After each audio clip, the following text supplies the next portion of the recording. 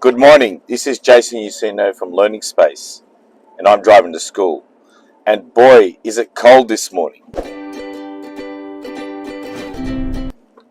Today I'm going to be talking about why it is best to study in the winter. So here are the 3 reasons to why it's best to study in the winter, or the winter is the best opportunity to do some serious study. Number 1 is FOMO, fear of missing out. In the summer, especially with social media nowadays, we have found that a lot of people are doing exciting things, going to the beach, etc. And it's very difficult to study when you think about all the things that you're missing out. In the winter, that's very limited. People tend to be working or just getting on with life just at home, and not much is happening.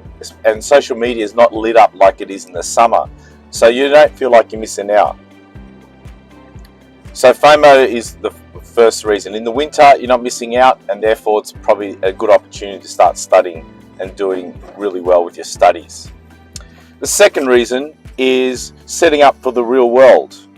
In the real world, the summer is a little bit different to the winter in the workforce. In the summer, especially in Australia with the Christmas there around that time, we have Christmas parties. People are a little bit more relaxed. There is a bit of a buzz in the air. It's a bit like party season, and work production is not as effective as it is in the winter. In the winter, end of financial year can get quite busy, and therefore most productive throughout the year is during the winter. So it sets the student up for the real life, because that's exactly what happens in the real world. And thirdly, it's temperature. Studies show that the best temperature to study and for your mind is 22 degrees. Now, room temperature is 25 degrees. So 22 degrees is a little bit cooler than the normal average temperature. So slightly cooler than the average temperature is the best temperature to study in. 22 degrees is the best. And there are reasons for this, but quickly, the glucose in our body needs to be in our brains. Now, if we are warm and we need to cool down, that uses more glucose than being able to heat up your body. Because to heat up, all we need to do is put some extra layers on, and it's less work for the body to heat up.